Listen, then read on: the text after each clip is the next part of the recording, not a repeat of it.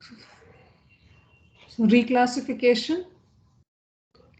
The purpose of reclassification is to create a new raster layer by changing the attribute values of the cells of the input layer.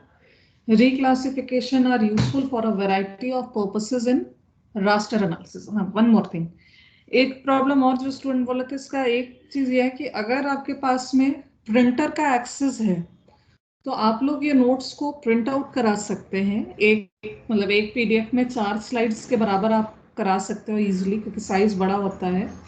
तो आप इन notes को भी hard copy form में, अगर accessibility है आपके and पर possible है, अगर आप इसका प्रिंट आउट ले सको तो आप, कोई बहुत ज्यादा नोट्स नहीं है इसमें, आप अपना इमेजेस वगैरह डिलीट करके इसको छोटा करके कॉम्पैक्ट फॉर्म में इसका प्रिंट भी ले सकते हो अगर पॉसिबल है ना।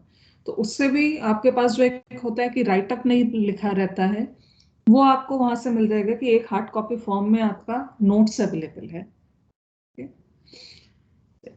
वापस से रिक्लासिफिकेशन। तो रिक्लासिफिकेशन में बेसिकली क्या होता है, एक सेट ऑफ रूल्स लगाए जाते हैं, एक सेट ऑफ रूल्स लगाए जाते हैं और उसके बेसिस पर हम डेटा को यूज करते हैं। जैसे अभी आपके सामने लैंड यूज का एग्जांपल लिखा हुआ है कि यहाँ पर कई सारे लैंड यूज अवेलेबल हैं, agriculture, barrel land, transitional land, built up, forest, water, wetland. अगर आप सबको नहीं देखना चाहते और क्वेश्चन इस तरीके से है कि I want to identify all those areas where there is forest, okay, तो अगर आपको एक पूरी लेयर चाहिए जहां बाइनरी कैटेगरी हो फॉरेस्ट और नो फॉरेस्ट या अर्बन और नॉन अर्बन, उस केस में आप क्या करते हैं, रिक्लासिफिकेशन करते हैं। इसी तरीके से एक और डेटा यहाँ पर एलिवेशन का दिया हुआ है, एलिवेशन का एक डेटा यहाँ पर दिया हुआ है। हर एक इंडिविजुअल पिक्सल में आपको एक कुछ वैल्यू मिलेगी जिसका रेंज 441 अप टू 4327 होगा।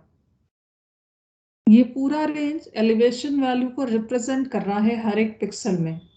तो अगर आप इंडिविजुअली हर एक में पिक्सल वैल्यू नहीं लेना चाहते हैं, आप उसको कैटेगराइज करना चाहते हैं हाई, मीडियम, लो में, अगेन आप क्या करेंगे, रिक्लासिफिकेशन करेंगे। सो बेसिकली क्या हो रहा है रिक्लासिफिकेशन में कि जो रास्टर सेल्स हैं उनकी वैल्यूज को हम मॉडिफाई कर रहे हैं based on certain rules. Rules आप कुछ भी डिफाइन कर सकते हैं, उसमें 3-4 यहाँ पर दिए गए हैं। Binary masking, classification reduction, classification ranking and changing measurement scale। तो ये अलग अलग वेज हैं थ्रू विच आप रिक्लासिफिकेशन को परफॉर्म कर सकते हैं, रूल्स बता सकते हैं। नेक्स्ट हम लोग का ओवरले कंप्लीट हो गया था। ओवरले क्यों किया जाता है, ओवरले डेटा को इंटीग्रेट कराने के लिए किया जाता है। अलग अलग डेटा सेट है, उसमें कोई डेटा अगर है आपके पास में तो उसको मिलाने का काम आप ओवरले एनालिसिस के थ्रू किया जाता है। रास्टर ओवरले कंपैरेटिवली इजियर होता है, क्यों, क्योंकि यहाँ पर सेल बाय सेल बेसिस पर वर्क होता है। सेल बाय सेल बेसिस पर यहाँ पर ऑपरेशंस होता है, इस कारण से कई बार इसको मैथमेटिक्स टर्म, मैथमेटिक्स नहीं मैथमेटिक्स ये टर्म यूज किया जाता है, क्योंकि सेल्स के बीच में आप कोई भी अर्थमेटिक ऑपरेशन या लॉजिकल ऑपरेशंस लगा करके ज्वाइन कराते हैं। जैसे एक एग्जांपल यहाँ पर दिया गया है, इसको देखिए इस एग्जांपल को।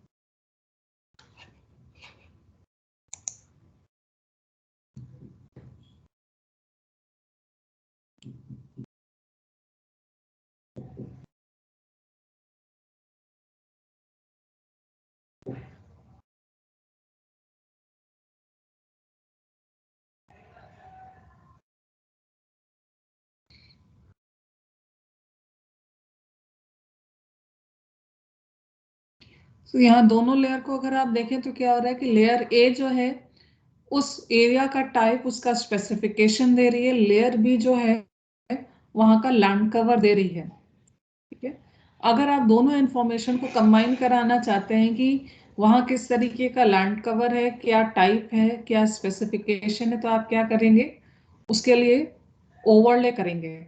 जैसे कि यहाँ पर एडिशन करा करके एट्रीब्यूट टेबल में चेंज देखिए किस तरीके से हो रहा है।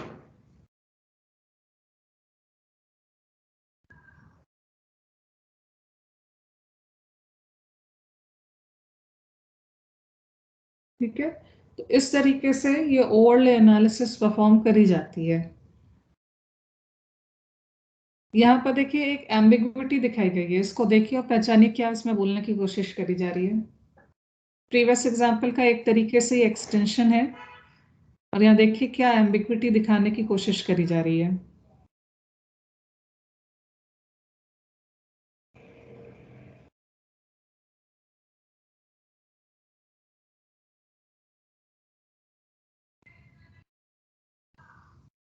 कोई इसको एक्सप्लेन कर सकता है इसमें क्या दिखाया जा रहा है?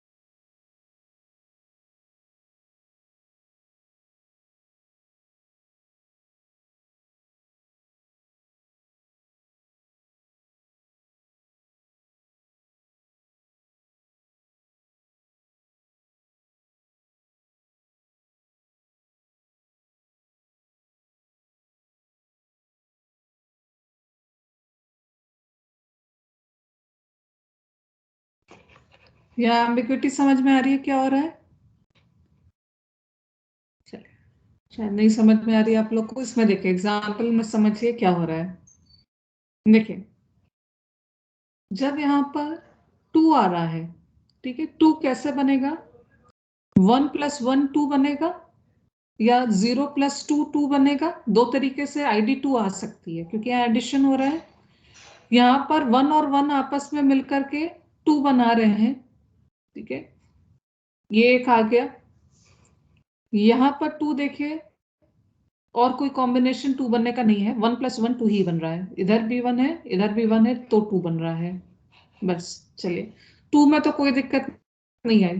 तो 1 इधर है तो टाइप ए, स्पेसिफिकेशन 22B, और इधर 1 है, मीन्स कवर इज फॉरेस्ट, तो A 22B cover forest. Next is ID 3। 3 कैसे बनेगा? 0 + 3 3 बनेगा, 1 + 2 3 बनेगा, 2 + 1 3 बनेगा। अलग अलग तरीके हैं 3 बनने के।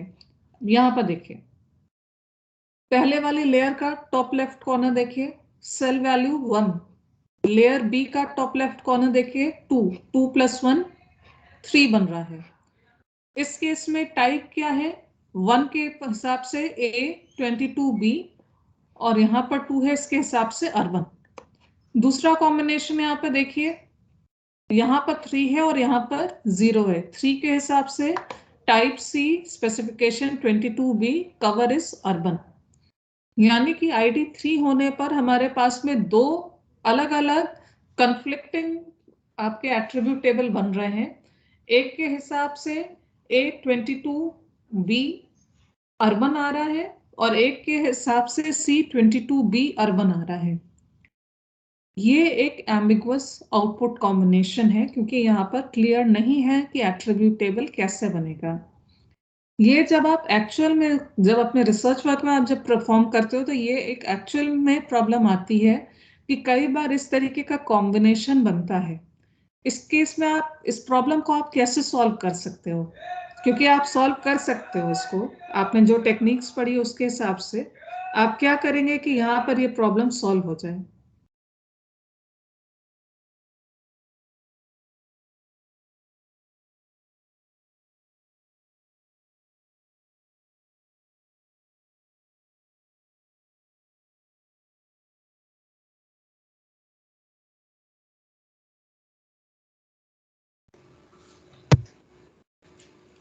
Ma'am, Yes. मैम स्पेस में 22B क्या है?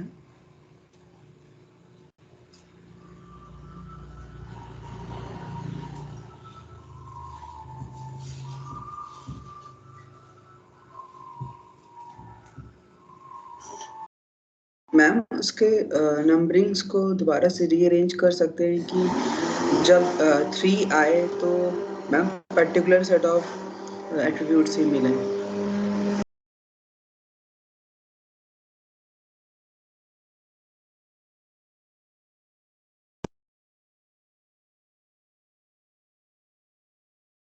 Ma'am rule based method use कर सकते हैं, रिक्लासिफिकेशन कर सकते हैं डेटा सेट का।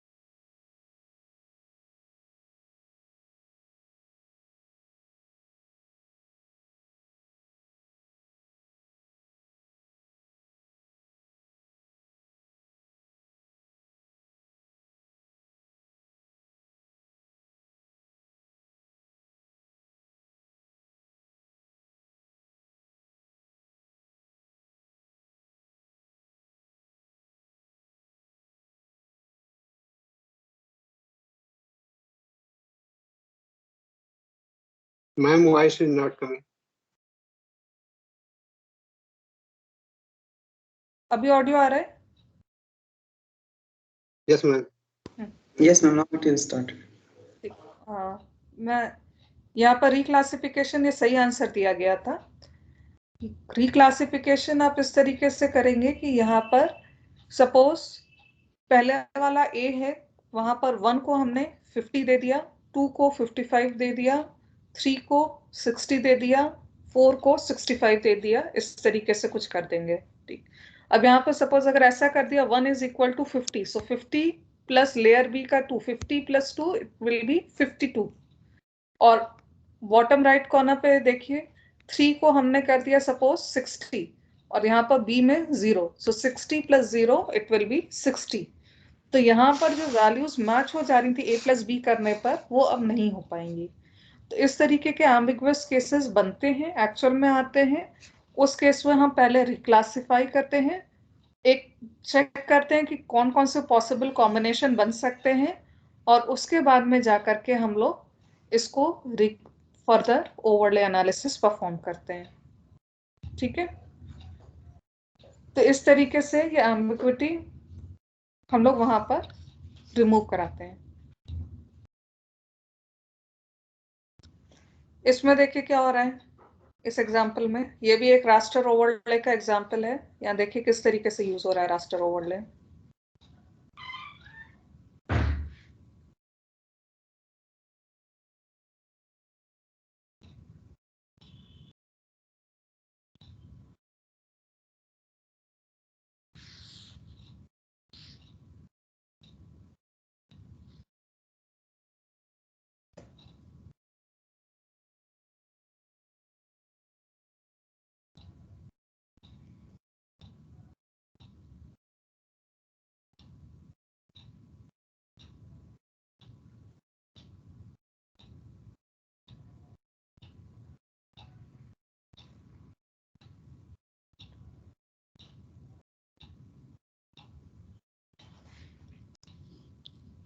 सो यहाँ पर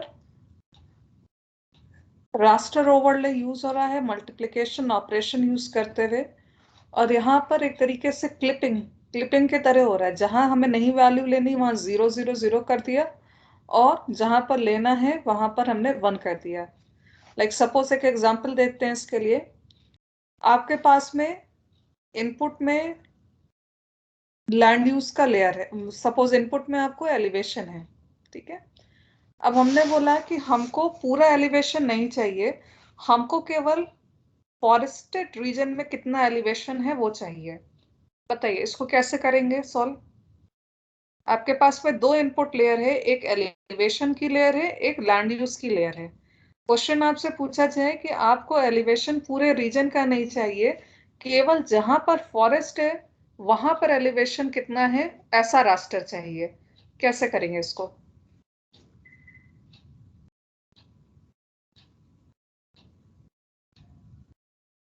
Ma'am, yes, we will assign the value 1 for the forested land use, and for the in the land use you can say raster data, we will only give one value to the forest area, and for the rest of the areas 0 value will be assigned. what will be the correct term for this process?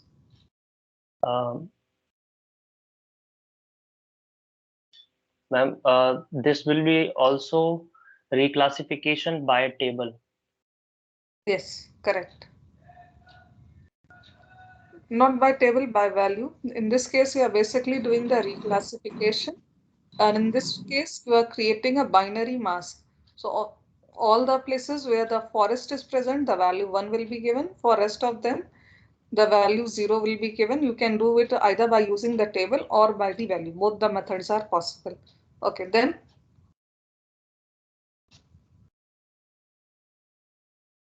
after reclassification, what will be the next step? Then multiplication will be performed. Yes. So the output layer will only give the elevation of the forested areas. Yes, correct. तो यहाँ पर एकदम सही बताया गया कि जैसे यहाँ पर क्लिप रास्टर जो आप देख रहे हो वो कैसे बनेगा। इस वाले एग्जांपल की अगर हम बात करें तो रिक्लासिफिकेशन करेंगे, जहां पर फॉरेस्ट है वहां वैल्यू 1 देंगे, जहां फॉरेस्ट नहीं है वहां वैल्यू 0 दे देंगे। ठीक है, जैसे कि इस वाले एग्जांपल में अगर हम लोग लें तो अगर हमको पूरा सारा एलिवेशन यहाँ पर दिया हुआ है, लेकिन हमको पूरा एलिवेशन ना चाह करके हम केवल सपोज हम केवल अर्बन एरिया में चाहते हैं, तो हम क्या करेंगे? सबसे पहले हम यहाँ पर रिक्लास करेंगे। ठीक है,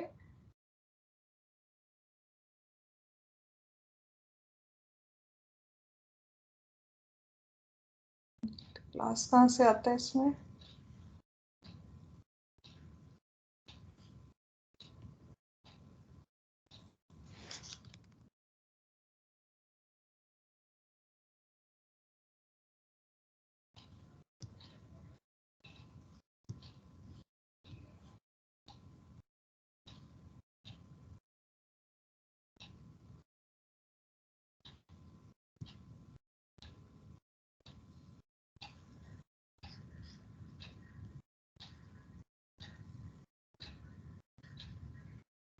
तो यहाँ पर सपोज हमें अर्बन का एलिवेशन चाहिए, तो हम सबको 0 दे रहे हैं, सिर्फ बिल्ड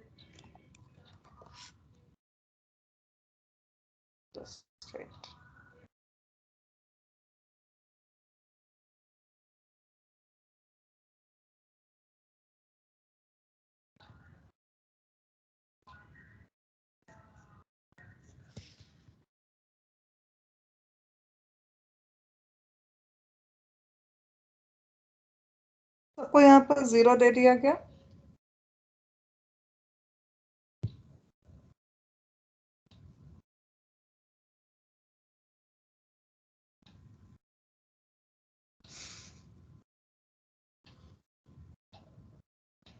यहाँ पर अगर आप देखें तो अब यहाँ पर एक बाइनरी बन गया, जहाँ ग्रीन कलर से बिल्टअप है और बाकी 0 जो है वो पिंक कलर से आ रहा है। उसके बाद में यहाँ रास्टर ओवरले करने की जरूरत है।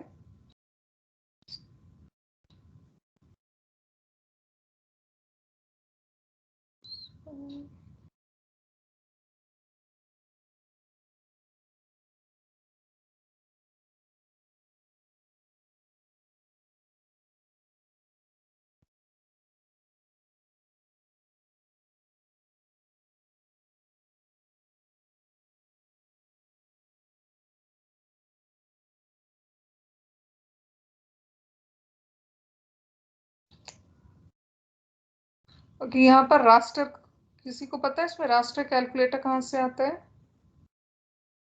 स्टेट इसका राष्ट्रीय कैलकुलेटर।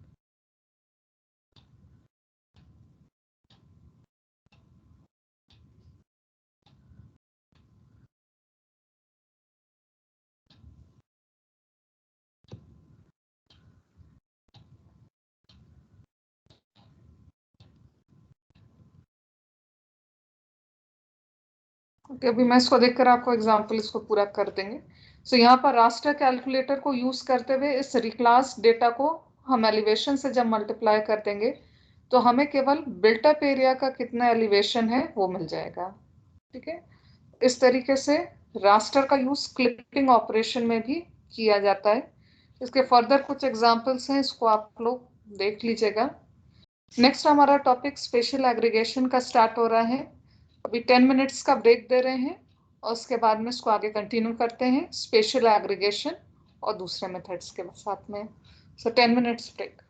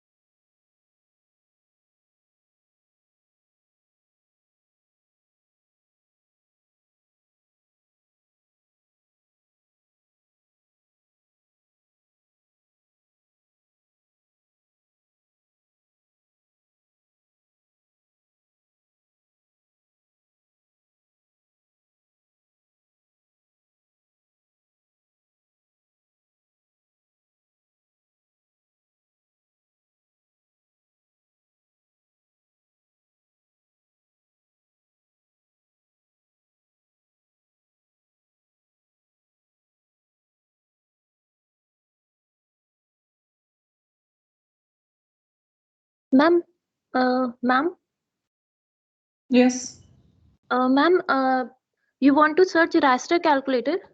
यस, या map algebra. Map algebra. Map Yes. algebra. Yes, thank you Shubham. Ma'am, this is Parul. या Parul and as well as Shivam.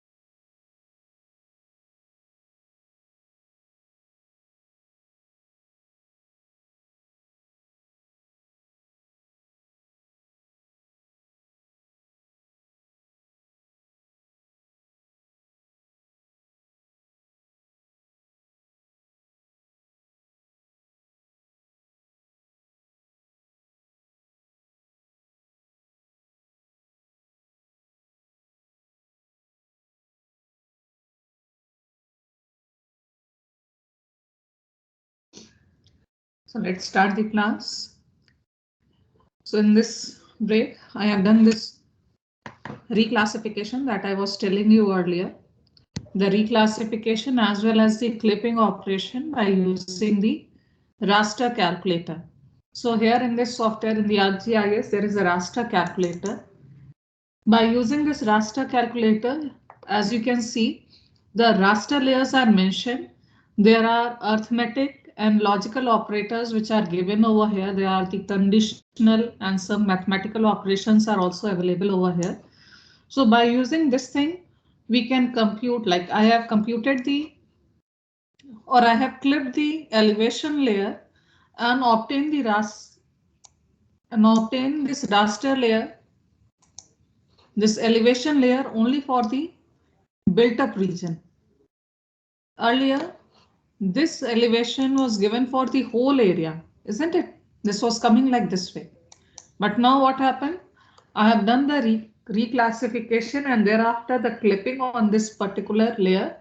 So overall, by using this raster overlay, I have reduced the elevation and now I am getting the elevation only for the built up area. As you can see on the screen, the colorful lines are coming blue, green, orange. So these all are the elevation, different types of elevation that are categorized according to the value. Okay, so this is how we can clip the elevation. The clipping is done, and after the clipping, only the elevation of built up area is coming on the screen. So I hope this one is clear to you. Now we are moving to the next topic. So these all are the topics which are related to the raster analysis, whether it is georeferencing, whether it is overlay. Now it is a spatial aggregation. All the topics are independent, but why they are related and why we are learning it together, because they all belong to raster analysis part. Okay. Next one is a spatial aggregation. Spatial aggregation is more useful in image processing rather than the GIS. Basically, what will happen in spatial aggregation, when you need to downsample the data. Okay, when you need to downsample the data, in that case, spatial aggregation is used. Like, suppose, do you know what is the resolution of Landsat data? What is the resolution of Landsat 8 OLI images? 30 meters. For the thermal band? And 60 meters. Okay, so you can check.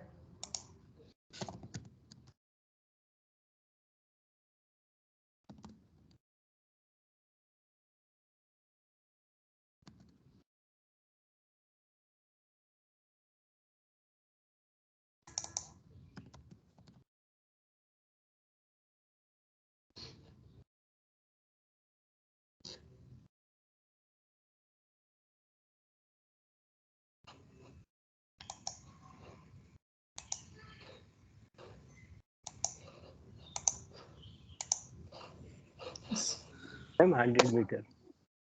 Yes, and that's why I was checking. The 60 meter is for this TM data. Okay, for Landsat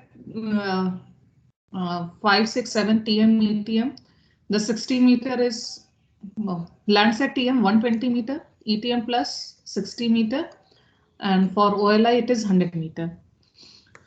So, ma'am, please share this to the chat box, ma'am. okay. Yeah, there is one more news. The Landsat 9 has been launched. So recently,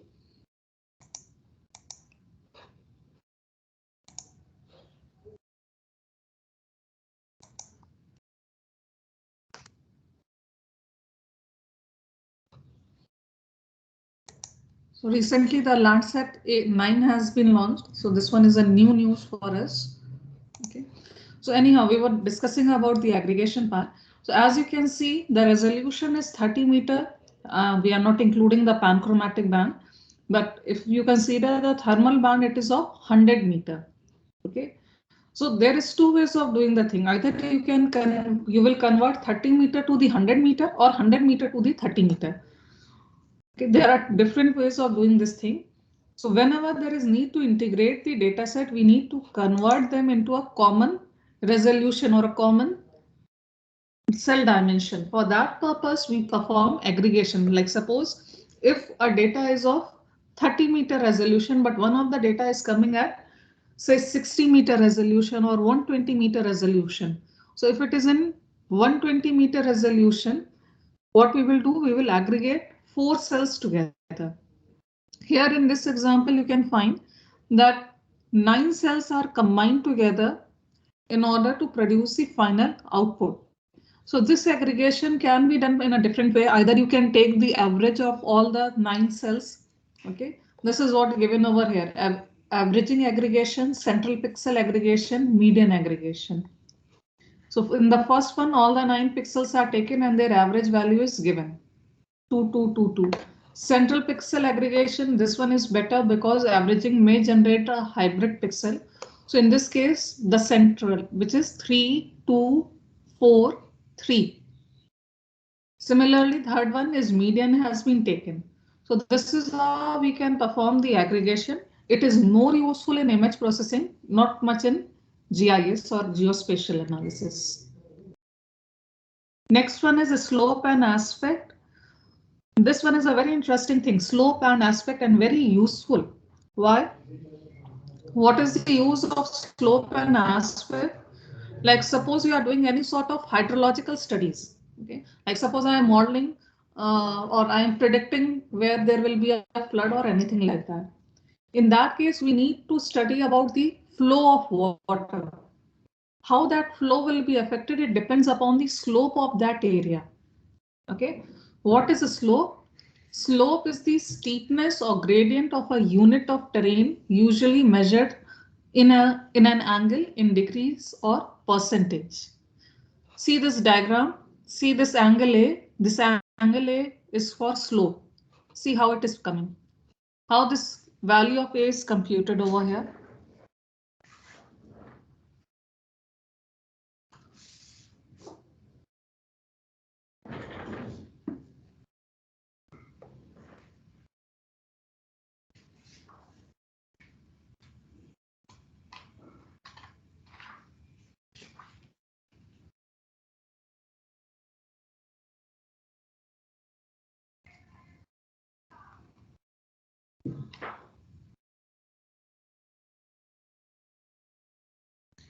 So both slope and aspect are commonly used terrain variables. As I've told you, they are used in the hydrology, in site planning, in infrastructure development, in road construction, in watershed, flow path analysis, erosion modeling. Everywhere you will find the use of slope. Okay. For how this slope is computed, as it is given, that slope is defined as the change in elevation with the change in horizontal position. Now, write down this term, rise over run. This is not given in the PPT, write it down in your copy. Rise over run. So as I have told you, slope is defined as change in elevation. Change in elevation is what? Rise. Okay. Write this thing down because it is not given in the PPT. Change in elevation inside the bracket rise with change in horizontal position inside the bracket run. Ma'am, please one more time, ma'am. Yeah. Change in elevation, bracket rise, bracket close, with change in horizontal position. With change in horizontal position. Bracket run. Okay, so that's why slope is called rise over run. In this, we measure the change in elevation as the horizontal position get changed. This is how the slope is measured. What will be the range of slope?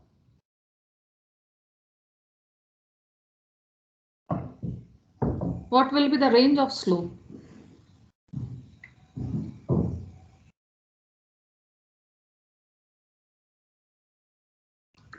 0 to 90 degree. Ma'am. Yes. 0 to 90 degrees. Ma'am, Yes. 0 to 90 degree. The range will be 0 to 90 degrees. 90 degrees. So at 90 degree, it will be like a vertical clip. Okay. So the range is 0 to 90 degree, and slope can be computed in terms of degrees. It can be computed in terms of percentage, where the rise over run is calculated and multiplied by 100. Okay. So 0 means flat surface, and if the value is coming as infinite, then it is a vertical surface. Okay. So it ranges from 0, which is flat, up to infinite, which is vertical. Okay.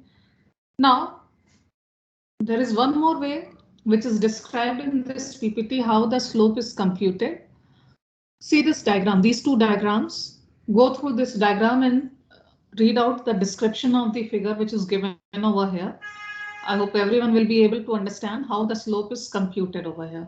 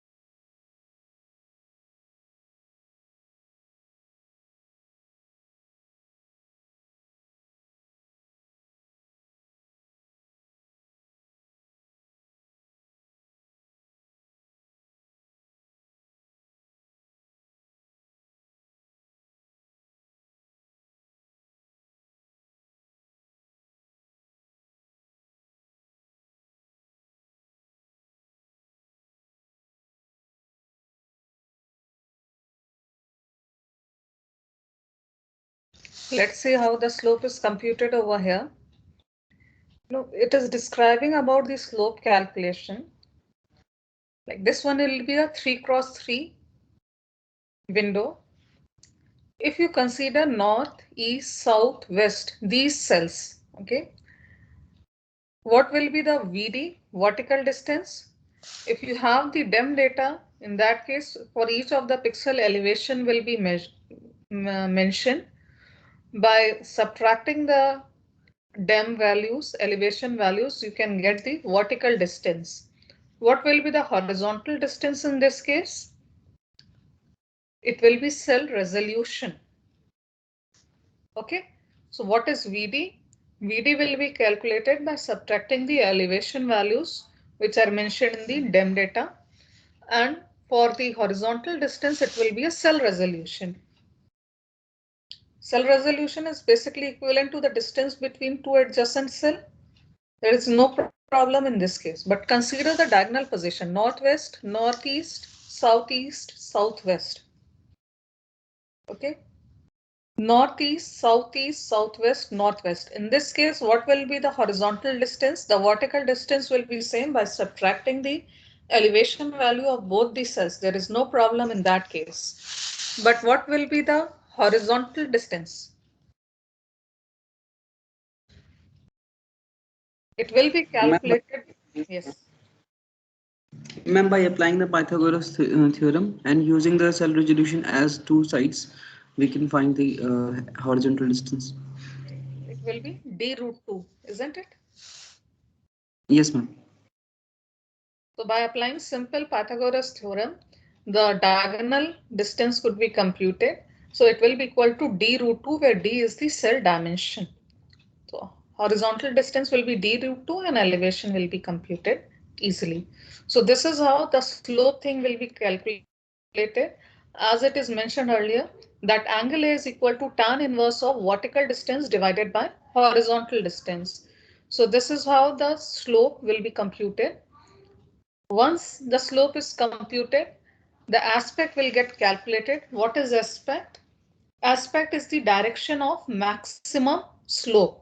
Like for this cell, in whichever direction the slope is maximum, it will be the aspect. And how direction is given in software? It is not given in terms of north, northeast, east, southeast. How is it given?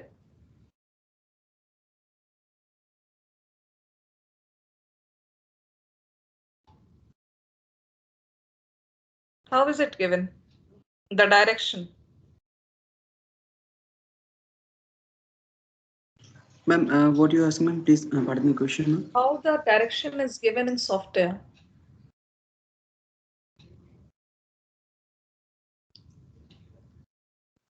Ma'am, values. Ma'am, like -1 is a flat, north. Yes. Then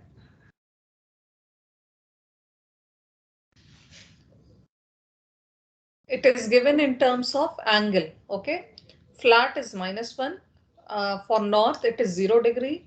For east, it will be 90 degree. For south, it is 180 degree. For west, it is 270 degree. Basically, you have to move from north in a clockwise direction.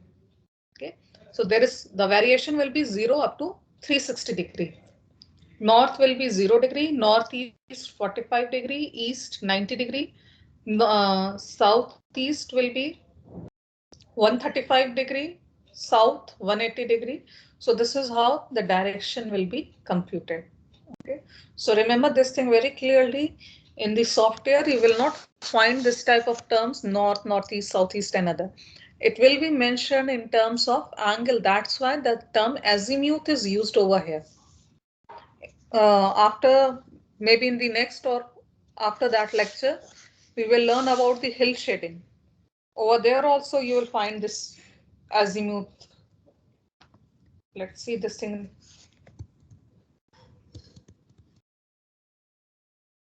Okay, so let's see this thing in the software. We can very easily compute all these things, slope and aspect in this one. First one was slope. So for any slope aspect calculation, what you need the DEM data, elevation data is needed. Only then you can calculate all these values. Okay. See, the output can be, as I have told you, the slope can be computed in two ways. It can be given in terms of degree. It can be given in terms of percentage rise. In general, we go for a degree. So I'm taking degree over here. So let's see.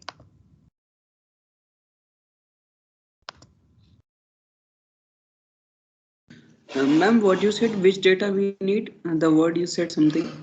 DEM, DEM, digital elevation model. I will cover the DEM in the later session. After the vector analysis, we will learn about the DEM data. Okay, what is DEM data? DEM data is a raster data, and in that raster data, every pixel will have elevation value. Okay, so this is what the elevation this is what the DEM data is. With the help of that DEM data, the slope is computed. Now you can see on the screen, the slope is calculated, and in the left hand side panel of table of content, you can see the range of slope which varies from 0 up to 74.23 degree. Okay, so this is how the slope is calculated, and once slope is done, you can calculate aspect also. Again, there is same thing. In the input, you have to give elevation, dem data. Okay.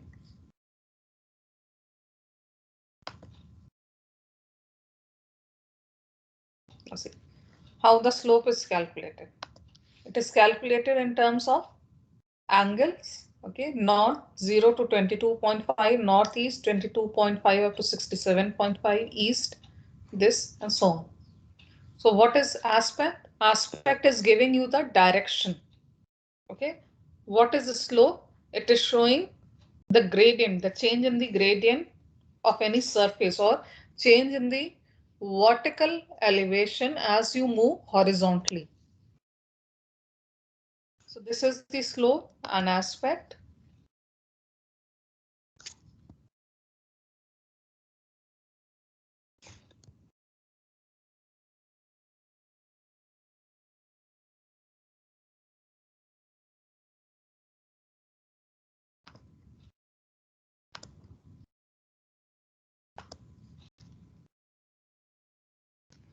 So application is already covered.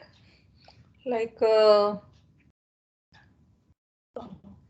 suppose for some application, like for some crops, we need more moisture.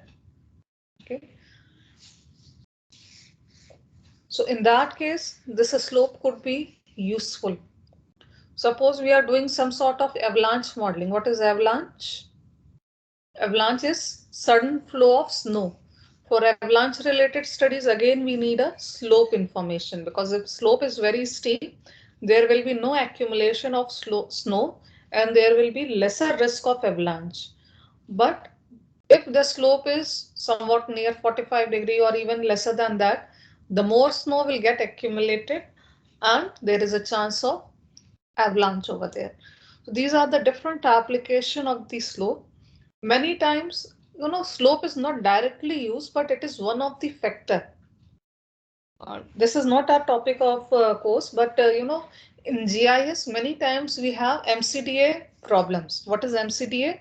Multi-criteria decision analysis. Like, suppose I am doing some site identification. Okay, I want to build some new school, and for that purpose, I am doing some sort of site selection task. So site will not be selected just on the basis of open land, that no, there is an open land, okay, I will build a school over there. No, there will be several criterias over there. On the basis of that, you will decide a site at any place. So when we are doing such type of site selection, when we are applying the MCDA techniques over there, in that case, we will use such type of criteria. तो आप slope को कोई बहुत directly use होता हुआ नहीं देखेंगे. जैसे ओवरले आप डायरेक्टली यूज करेंगे, अभी बफर पढ़ने जा रहे हैं वो डायरेक्टली यूज करेंगे. स्लोप बहुत ज्यादा डायरेक्टली यूज नहीं होता, लेकिन अमंग सेवरल फैक्टर्स ये एक वन ऑफ द फैक्टर होता है. जैसे फ्लड का एग्जांपल दिया, फ्लड मॉडलिंग करते टाइम या फ्लड के जो साइट्स है, आप जब उससे आइडेंटिफाई करेंगे तो स्लोप कोई एक अकेला एस्पेक्ट नहीं होगा, उसके साथ बहुत सारे एस्पेक्ट होंगे. जब हम फ्लड रिलेटेड एनालिसिस करते हैं, स्लोप भी देखते हैं, एस्पेक्ट भी देखते हैं, लैंड यूज लैंड कवर भी देखते हैं, विटनेस इंडेक्स भी वहां का देखते हैं. बहुत सारे इस तरीके के क्राइटेरिया होते हैं जिनको मिला करके हम रिस्क असेसमेंट वहां का करते हैं. तो स्लोप, एस्पेक्ट, ये सारी चीजें वहां पर यूज होती हैं. Next, measurement on raster data. बहुत ही सिंपल है इसमें. इसका बस आपको बहुत शॉर्ट में इसको करा रहे हैं क्योंकि इसमें सच कोई ज्यादा नहीं है. अगर आपको रास्टर डेटा में कोई मेजरमेंट करना है तो आप कैसे करेंगे? ठीक है, like distance between point A and point B, इसको अलग अलग तरीके से मेजर किया गया है. यहाँ पर 3 तरीके दिखाए गए हैं, ए बी सी. इसको देखिए और डिफरेंशिएट करिए. पहला मेथड है पाइथागोरियन डिस्टेंस, जिसको कि यूक्लिडियन डिस्टेंस कहा जाता है. Second one is the Manhattan distance. Third one is proximity distances.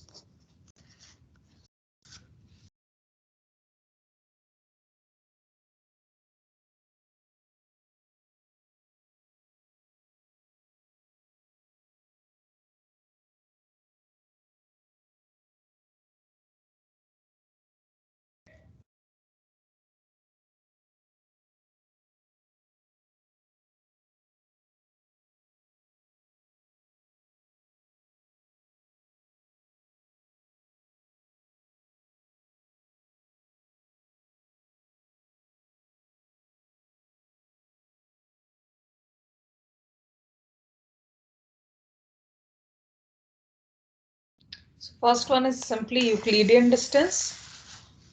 A1 C1 square plus C1 B1 square under root of this one. तो ये लेंथ जो यूक्लिडियन डिस्टेंस निकाला जाता है, जो पाइथागोरियन थ्योरम यूज करते हुए निकाला जाता है, ये यूक्लिडियन डिस्टेंस होता है. यूक्लिडियन शॉर्टेस्ट डिस्टेंस है दो पॉइंट्स के बीच में. इसमें प्रॉब्लम क्या आ रही है, इसमें एक सेल के थ्रू जाया जा रहा है. कई बार एप्लीकेशन में बोला जाता है कि सपोज एक सेल एक बिल्डिंग को रिप्रेजेंट कर रही है, तो आप उस सेल के थ्रू नहीं जा सकते. दूसरा इसमें ऑप्शन दिया गया along the cell boundary move करने का. इसको मैनहट्टन डिस्टेंस नाम दिया गया. मैनहट्टन शहर के नाम पर इसका नाम पड़ा इस डिस्टेंस का. सो यहाँ पर आप जब along the cell boundary move किया जाता है तो ये मैनहट्टन डिस्टेंस होता है. यहाँ कितना है, जैसे ए और बी के बीच में रेड कलर की लाइन जो दिख रही है आपको, उससे आप कैलकुलेट करिए कितने साइड्स यहाँ पर पड़ रहे हैं. 1 2 3 4 5 6 7 8. तो 8 यूनिट का यहाँ पर 8 साइड्स को कवर किया जा रहा है. तो 8 मल्टीप्लाइड बाय जो भी सेल डायमेंशन है, उतना टोटल डिस्टेंस A2 और B2 के बीच में पड़ेगा. Next one proximity. Proximity actual में प्रॉक्सिमिटी डिस्टेंस जो होते हैं वो एक्चुअल में यूज इतना नहीं होते, बट यस अगर आपको स्प्रेड रिलेटेड एनालिसिस करनी है कि अगर कोई यहाँ पर A3 एक सोर्स है और वहां से स्प्रेड हो रहा है कोई चीज, स्प्रेड में कोई भी चीज हो सकती है, कोई पोल्यूशन हो सकता है, कोई टॉक्सिक वेस्ट साइट हो सकती है, कोई डिजीज हो सकती है. इनका स्प्रेड एनालिसिस कैसे ये फैल रहा है, ये स्प्रेड एनालिसिस के लिए इस तरीके के डिस्टेंस कैलकुलेट किए जाते हैं. तो यहाँ पर देखिए 1 2 3 4 ये तो सिंपल सेल्स के बीच का डिस्टेंस हो गया. देन बाकी सारी वैल्यूज को यूक्लिडियन डिस्टेंस की हेल्प से, या यूक्लिडियन नहीं पाइथागोरियन थ्योरम की हेल्प से यहाँ पर कैलकुलेट करके डाला गया है. ठीक है, तो most of the time first two होते हैं Euclidean distance and Manhattan distance. Next perimeter. Perimeter जैसा नेम से क्लियर है कि आपको बाउंड्री में जितनी भी सेल्स हैं, सॉरी एजेस आ रही हैं, उनको काउंट करके उनको यूनिट से मल्टीप्लाई करना होगा. एरिया में जितनी सेल्स आ रही हैं उसके एरिया से मल्टीप्लाई करना होगा. दोनों को एक बार देख लीजिए, पेरीमीटर कैसे कैलकुलेट हो रहा है, एरिया कैसे आ रहा है.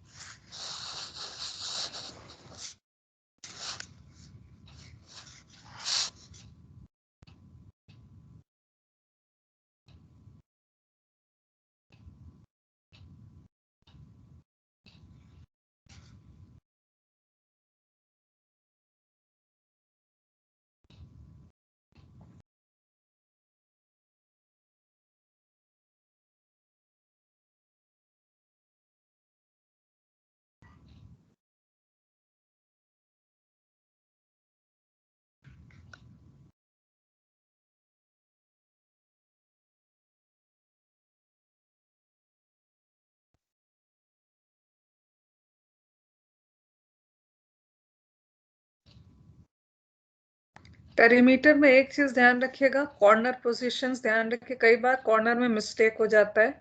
स्टूडेंट इसको एक सेल देख करके इसको 1 ले लेता है, जबकि यहाँ पर 2 एजेस आती हैं कॉर्नर पे. तो मेन चीज पेरीमीटर का यही देखना है कि आपको कॉर्नर की एजेस काउंट करनी है. 1 2 3 4 5 6 7 8 9 10 11 12 13 14 15 16 17 18 19 20 21 22 23 24 25 and 26. Total 26 cell edges. So 26 multiply by cell dimension. ये पेरीमीटर के लिए हो गया. एरिया बहुत सिंपल है, कितनी सेल्स हैं total multiplied by cell dimension का जो स्क्वायर है वो लेकर के. Next proximity. Proximity functions or operations are among the most powerful and common spatial analysis tools. Many important questions hinge on the proximity, the distance between the feature of interest, like how close are schools to oil refinery, what neighborhoods are far from convenience stores, which homes will be affected by an increase in freeway noise. Many questions regarding the proximity are answered through spatial analysis. Proximity functions modify existing features or create new features that depend in some way on distance. Distance values are calculated based on the Pythagorean formula for vector data. These values are typically calculated from cell center to cell center when applied to a raster dataset. Although many distance is possible, the distance between adjacent cell in discrete interval related to the cell size. In proximity analysis, the buffer analysis is commonly used function. Okay. What is buffer? Buffer means creation of an area of interest around a feature. The buffer analysis can be done for the raster data as well as for the vector data. All the previous discussion which are related to reclassification, spatial aggregation, then slope aspect, all these things can be done only on the raster data.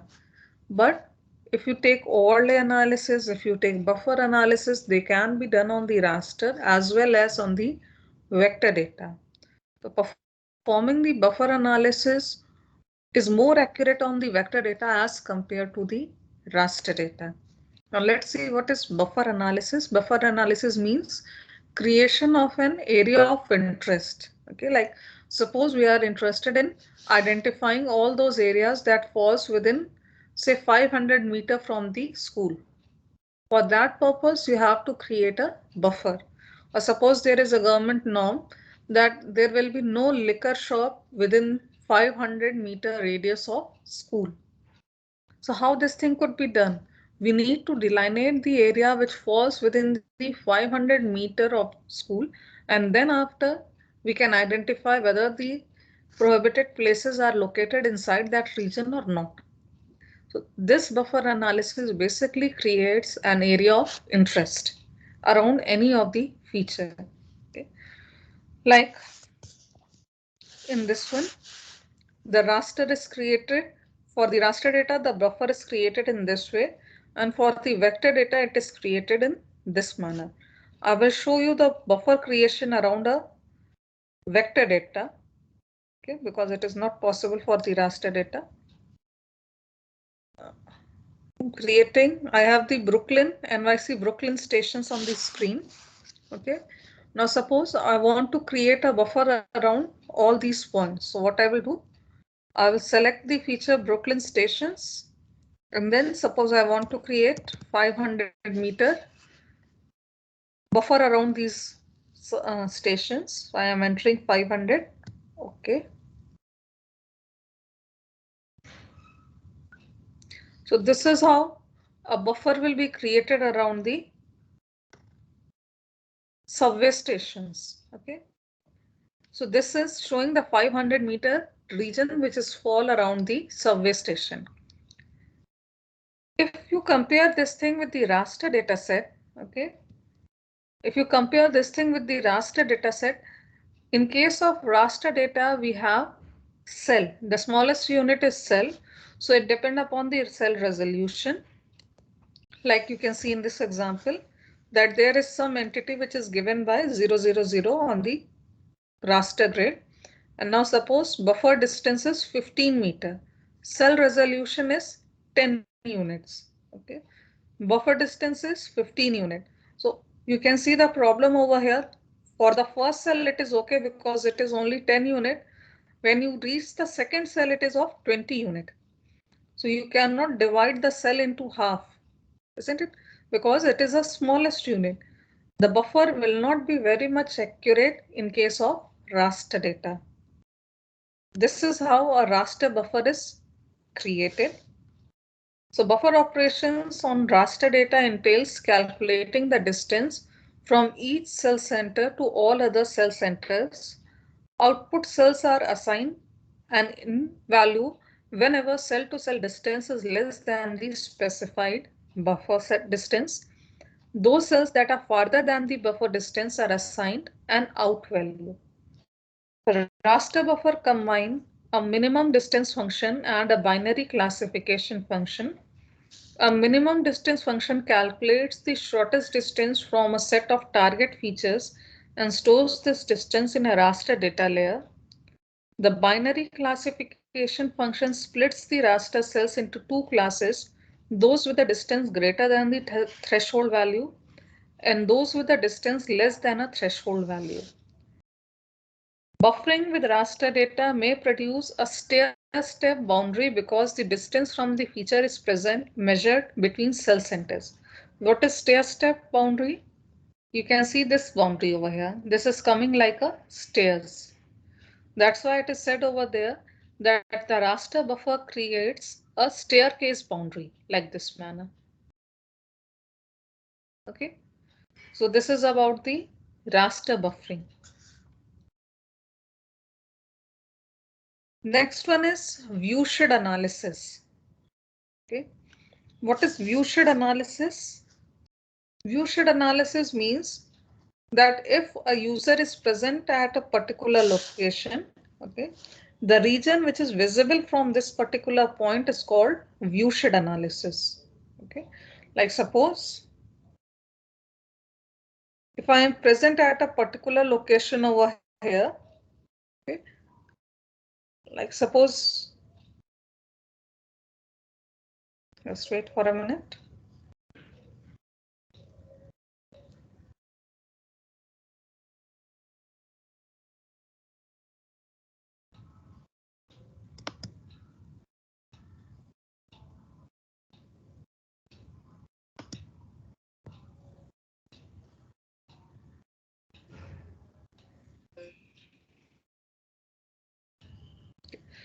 So right now you can see this particular point, destination. This green color point is showing a destination point.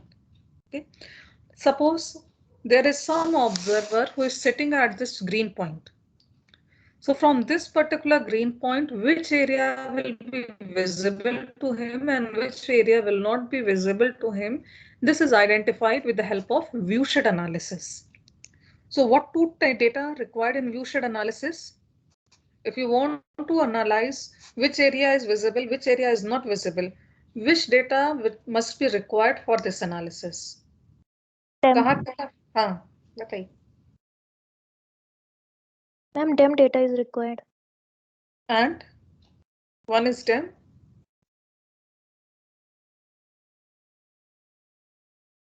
Okay. So अगर आप इस तरीके का analysis कर रहे हैं, दो data, पहला ऑब्जर्वर का पोजीशन चाहिए, दूसरा डेम डेटा चाहिए. Why DEM data? क्योंकि डेम डेटा से आपको एलिवेशन मिलता है. अगर आपके सामने बहुत ऊंचा पहाड़ आ गया, ठीक है, आप आगे देख ही नहीं सकते, तो कहाँ से आपके लोकेशन से कौन कौन सी चीजें विजिबल हैं, ये जानने के लिए आपको एक तो ऑब्जर्वर का लोकेशन, जैसे इस केस में ये ग्रीन कलर का पॉइंट है, वो ऑब्जर्वर का लोकेशन दिखा रहा है, और दूसरा यहाँ पर एलिवेशन. ठीक है, जो बैकग्राउंड में हमने खोला ये एलिवेशन लेयर है. अब यहाँ पर देखिए, अगर हम इसको व्यू शेड करते हैं, इसका व्यू शेड में input raster, elevation, input point, destination. Okay.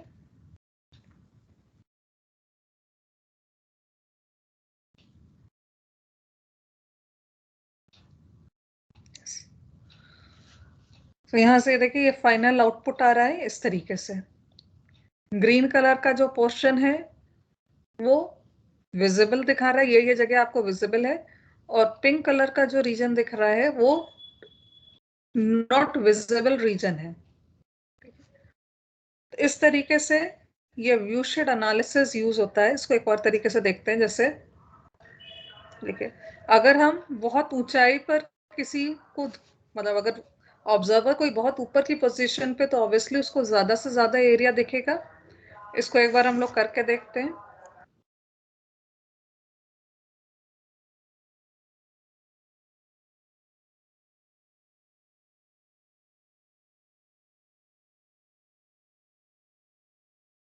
इसमें ऑब्जर्वर की पोजीशन को हम चेंज करके दूसरी जगह पहुंचा दे रहे हैं suppose.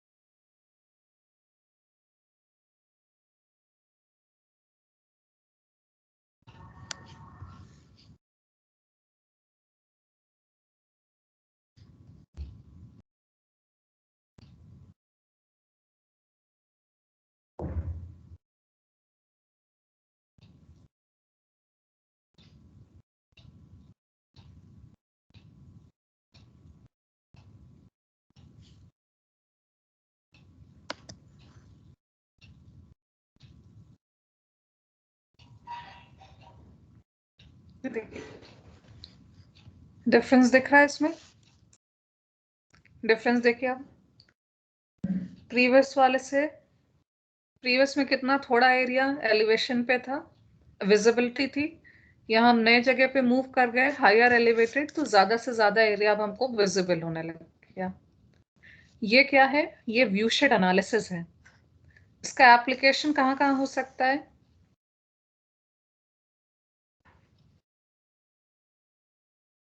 Ma'am mobile tower, okay, mobile tower. Ma'am if we want to determine the height of the tree or canopy, top of the tree, then also we can use this tool, view shade. Okay, hydrology hydrology कैसे?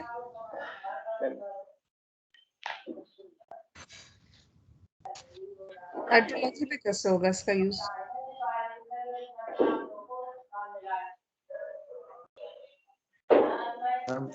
turn off and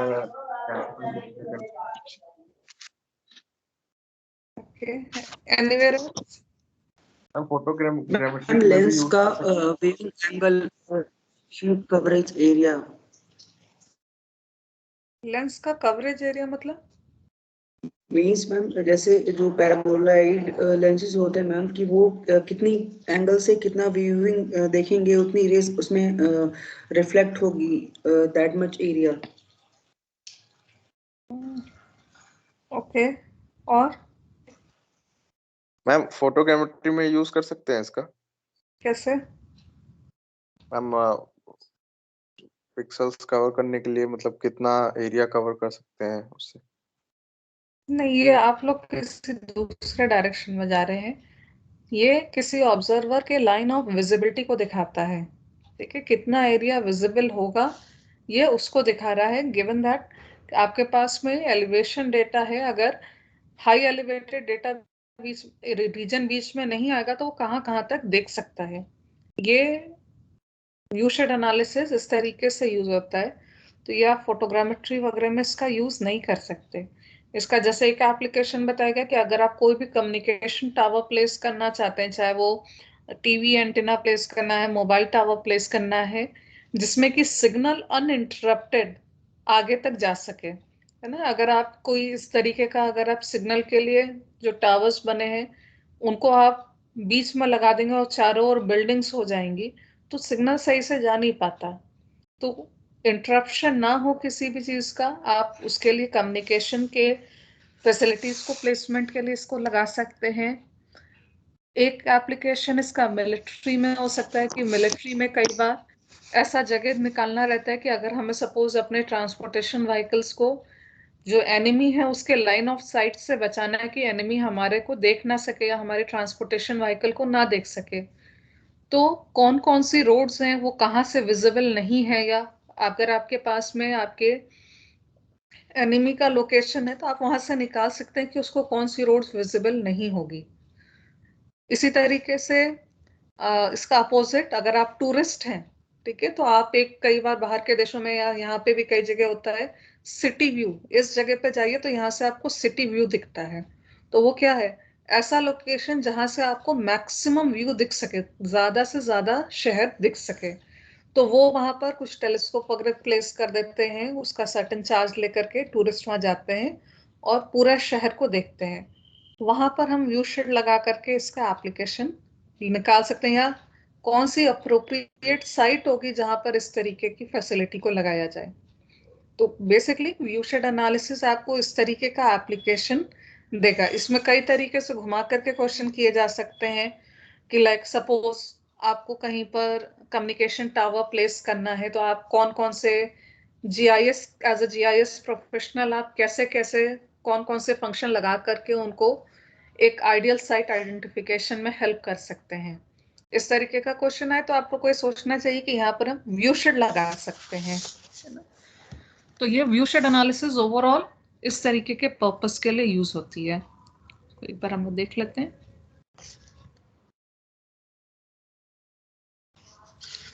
One of the common uses of terrain model is visibility analysis, the identification of areas of terrain that can be seen from a particular point on a terrain surface. A viewshed is the area that can be seen, that is in the direct line of sight from a specified target location. Visibility analysis determines the area visible from a scenic lookout, the area that can be reached by a radar antenna, or assess how effectively a road or quarry will be hidden from view. Viewshed analysis is the raster operation that makes use of terrain elevation data to determine all areas visible to an observer located at a specified point in space. It also determines all locations on the surface where the observation point can be seen. In other words, viewshed analysis is capable of determining the intervisibility between any 2 points on a raster layer of elevation values. Viewshed analysis requires 2 input layers. First one is raster layer, showing the locations of one or more viewpoint cells, which can be point lines or polygons. And second requirement is DEM layer. To determine the viewshed of a particular viewpoint cell, its elevation value is first obtained from the DEM by an overlay operation. Then this elevation values is compared with the values of all the cells on the DEM, one cell at a time along particular direction. These cells will be classified as visible or invisible according to 3 factors: their elevation values related to the value of the viewpoint cell, their position along the line of sight, whether they are higher or lower than the highest point between the viewpoint cell. Okay. तो यहाँ पे एक example दिया गया है, visible area, invisible area. Again there is a visible area based on the line of sight of the observer.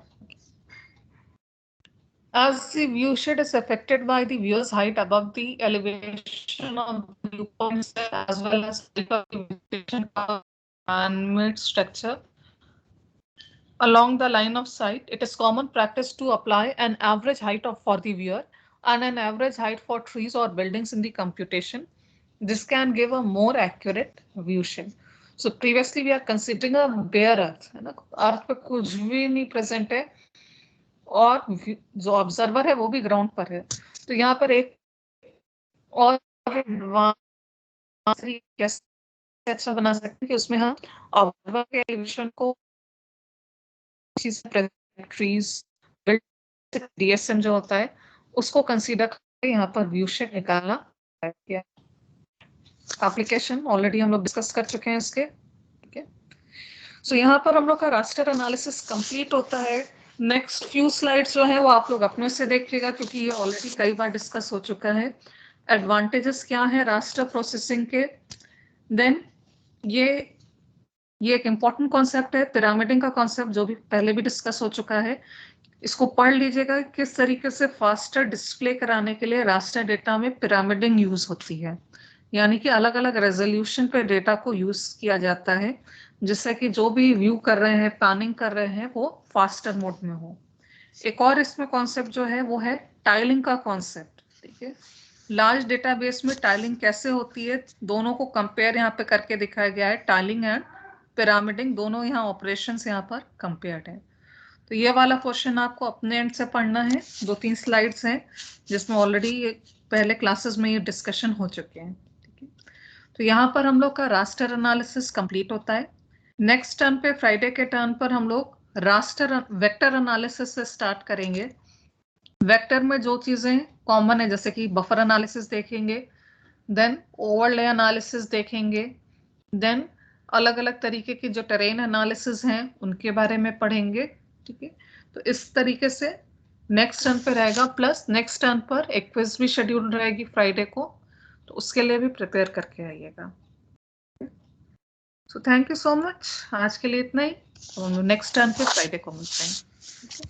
So class is over for now. Ma'am, quiz will be coming Friday, ma'am. Yes, coming Friday means Ma'am, means day after tomorrow. 12th of November. मतलब quiz में क्या क्या topic रहेगा madam? अब जो इस week में पढ़ाया गया है वही होगा ना मैम? नहीं, पूरा शुरू से लेकर के आज के टर्न तक रास्टर एनालिसिस तक जितना पढ़ाया गया है सब। अच्छा, ठीक है।